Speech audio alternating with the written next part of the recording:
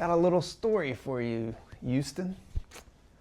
See, real estate is about bringing awareness. It's a lot about questions, data gathering, solutions, moving things forward.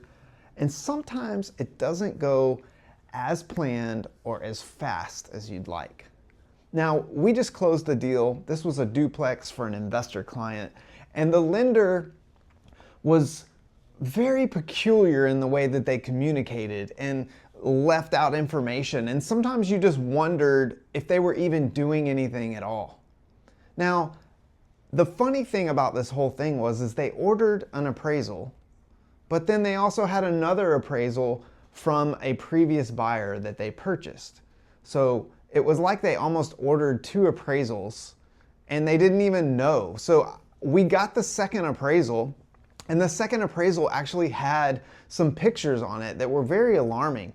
The ceiling had actually fallen out onto the floor. So the sheetrock was missing and was all over the floor with water. Now this is an alarming thing to a buyer who is going to be purchasing a home very soon.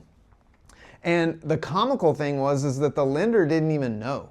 They didn't even read or review the appraisal. And so I actually had to call them and tell them, are you aware that there's some repairs that are required to be made on this new appraisal that we didn't need?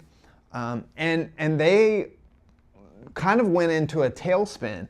And this was sort of the tale the whole time. They were just slow and a little bit arduous, very nice and easy to talk to, but just were not getting the job done. And so in the end, we did get it closed and my client was happy. But in real estate, things aren't always controllable. Sometimes you need a little delay, or you need a little snafu, or some flexibility to work in your favor. And so in this scenario, the seller wanted to close and our lender was the problem. And so that's our problem. And so we were able to, through this appraisal snafu, get the seller okay with what we were doing. They understood sort of the delay, which was really the lender's fault.